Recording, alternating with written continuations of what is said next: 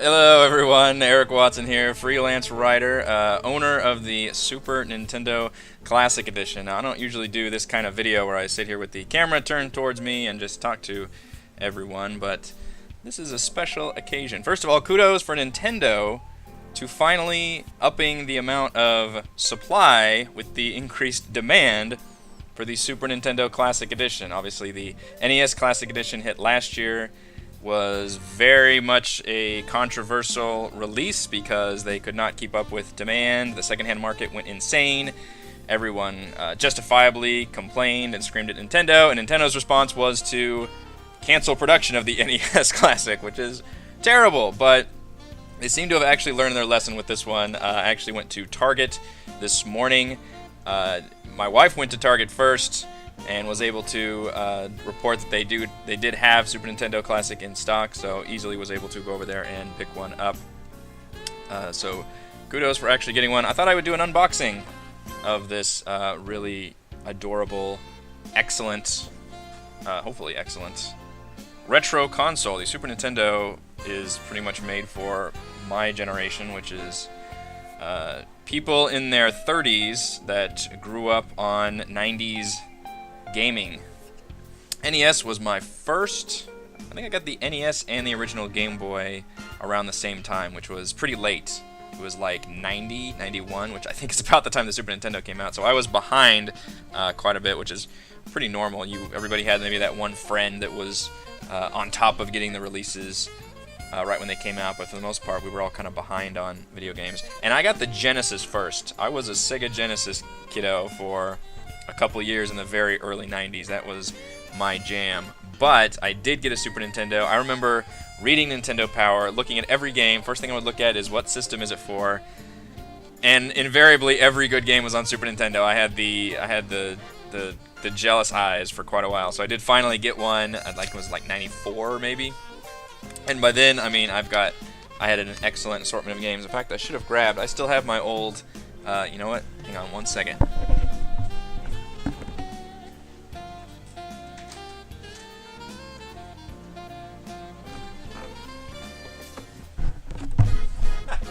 Should have been more prepared for this. I just decided to do this morning. I still have my old box copies of Super Metroid and Super Mario RPG. These are about, what, 20 years old now? And obviously still cartridge inside. I do also have, I believe, a copy of Mario All-Stars and Mario World. I had Final Fantasy III. I don't know what happened to it. I didn't have the box for it, though. I just had the game. So, I mean, I played some of, like, the best games of all time when they came out. So this is about revisiting those classic gaming memories and sharing them with the family, which is really cool. Comes with, let's see if I can get the glare out of there, 2 controllers. Yes, good move. It is $10 more than the NES Classic and has less games. In fact, let's show you the back of the box right here. Not glaring. You can find pictures on the internet anyway. What do you care? Super blurry, but it's got a lot of great games on there. I actually wrote an article for Pixelkin in April, I think, back when it was rumored, heavily rumored, that we were going to get a Super Nintendo Classic Edition based on, obviously, how well the NES Classic Edition sold. And the fact that the Super Nintendo is considered one of the best, if not the best, console ever made because of the library of games and how 16-bit gaming just kind of changed the face of gaming for quite a while. I mean, entire genres started here, huge franchises.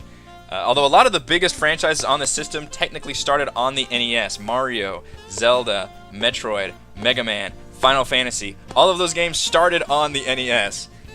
But they didn't really reach like insane levels of holy shit, this is some of the best gaming of all time until the Super Nintendo. Adjust it down a little bit and let's start unboxing the Super Nintendo Classic Edition. Let's see what we get. Alright, we've got some paperwork here. Setup instructions, good to have. Oh, we've got a pull-out poster. Hey. Now you're playing with superpower. Looks like a poster of like one screenshot of each game with a little blurb on the side for some of them. Some of the big ones: Star Fox, Super Metroid, Zelda.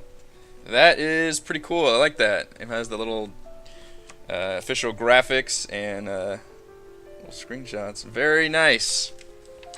I like that a lot. I think that's all 21 games. Screenshots on there. Now it's hard to gauge the actual size for something like this. You know, you see the pictures of the like the hand holding the SNES, but this is this is very tiny and adorable. Now this looks like an exact replica, obviously a shrunken version of the US version of the Super Nintendo Classic Edition. I think the European one actually looks quite a bit cooler than this. And if I had been more prepared, I would have gone upstairs in my closet and grabbed... I think I still have my original console. I know I still have my Sega Genesis. But you know what I can do is compare the cartridge, since I got the box out. Ta-da! That's a pretty big difference right there. I mean, a similarity between the cartridge. Look at that. That's, you know, it blows my mind. Like, I can play Heroes of Might and Magic 3 on my iPad. Now, that took an entire computer to run that game 15 years ago. And now you've got this device. And this is nothing. I mean, this is just an emulator with digital games on it. There's not even, you know, you're not putting this in there. It's but it does, I mean, recreate, like, all the slots are there. They're just closed off. They even had the little slots in the front. Back when games only had 2 controller ports. And I remember that was a big deal. I believe it was the N64 that I first saw that, where you could actually have 4 controller ports. And sure enough, the 64 was the big party game. Everybody got together and played GoldenEye and Smash Brothers.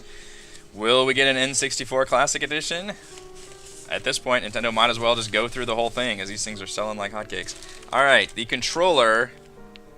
That's fantastic. That is the Super Nintendo controller. This is probably, for most people, honestly the reason you want this console, because there are ways, and not too difficult of ways, you can recreate essentially just an emulator machine that hooks up to a TV and plays like every Super Nintendo game. The legality of it might be a little murky, but this, however, is fantastic.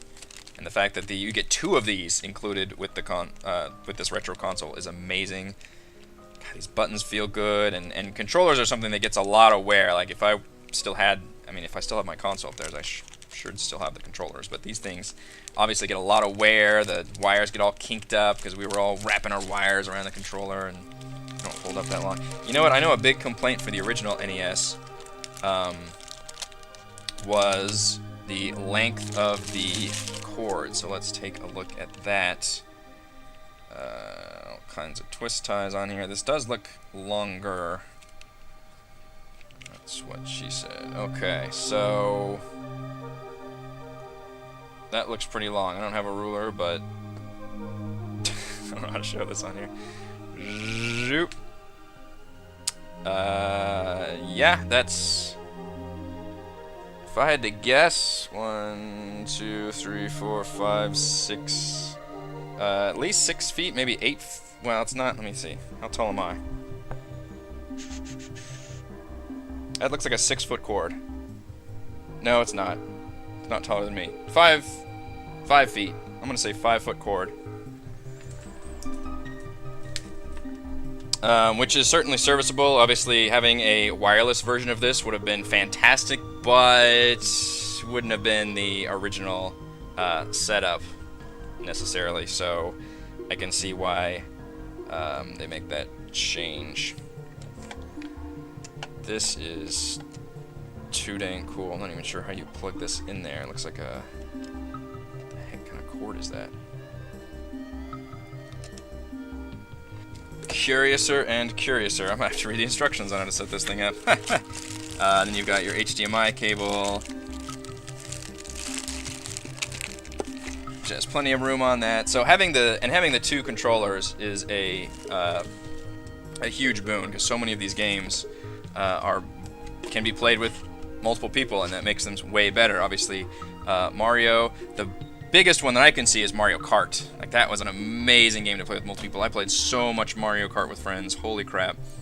F-Zero is the same way. Donkey Kong Country was even better than Mario because you could have on screen at the same time, which was fantastic. I believe you could control multiple people with Secret of Mana with Final Fantasy III if you actually had somebody want to sit down and control a second person. So there's some definite fun co-op. Oh, Street Fighter 2. You could sit there and fight each other with Street Fighter 2. Obviously, that's going to be a big one. Contra 3. Definitely some cool cooperative opportunities here. Now, this library of games is also very impressive. When I wrote my list of games that I wanted to see, and mine was 30, so obviously I had a lot more games on there, but the biggest missing game on here, there's no Chrono Trigger. No Chrono Trigger. That is really a bummer. I mean, one of the best, if not the best, RPG ever made. And it's weird that they got Final Fantasy III, which is also a Square Enix game.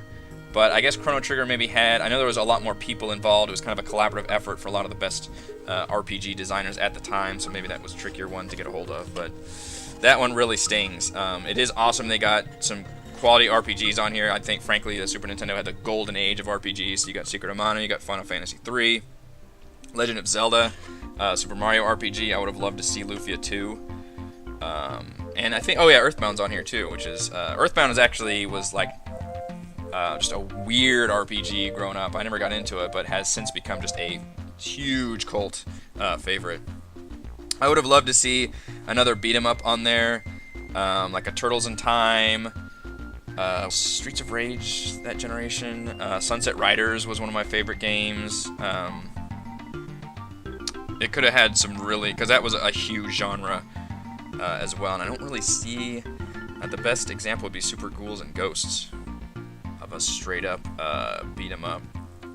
Super Metroid's on here, which is amazing. You've got some racing games. It's just a good mix of a lot of games. You've got platformers, you've got racing, you've got fighting, you've got Zelda, you've got your Mario, you've got RPGs, the Star Fox for the flying. The Nintendo just exploded with so many classic games, many of which are considered some of the best. Obviously, many of these franchises and series are still going on. Incredible buy. Would definitely recommend, and it looks like you will be able to grab one, hopefully, if you're watching this and interested, because these are great games. I have played, I would say, most of these games back in the early to mid-90s, and I can't wait to play them all again. Thanks for watching.